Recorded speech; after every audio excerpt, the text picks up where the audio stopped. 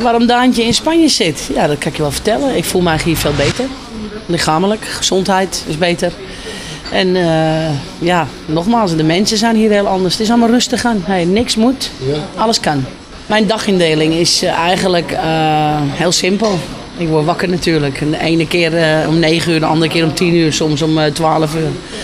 Maar dan word ik wakker en dan loop ik als eerst naar de koelkast om een koud blikje cola te pakken. En dan is het en dan, dan ga ik buiten op mijn terras zitten. Dan doe ik de deur open buiten op het terras en dan kijk ik naar mijn uitzicht. En dan kom ik gelijk al helemaal bij.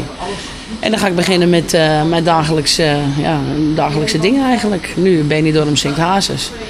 En daar ben ik echt al vanaf maart, april ben ik daar echt al elke dag mee bezig. Voor mij is dat een hele belangrijke stap geweest. Ik heb iedereen eerst benaderd voordat ik er überhaupt beruchtbaarheid aan gaf. Alle horeca gevraagd, bijna alle horeca gevraagd. Wat vind je ervan? Nou, van iedereen kreeg ik een dikke duim.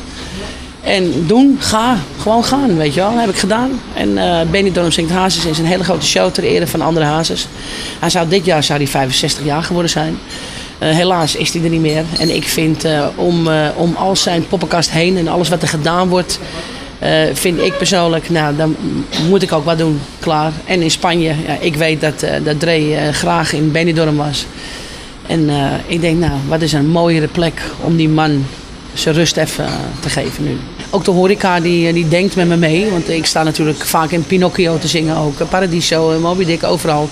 Dat ik voor 3 weken geleden kreeg ik gewoon uit spontaniteit van Pinocchio, van Willem en Sas, kreeg ik Quincy aangeboden.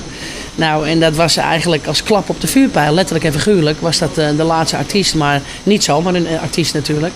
Ze zijn allemaal positief. De bewoners, horeca, collega's zijn allemaal positief. Allemaal, ja.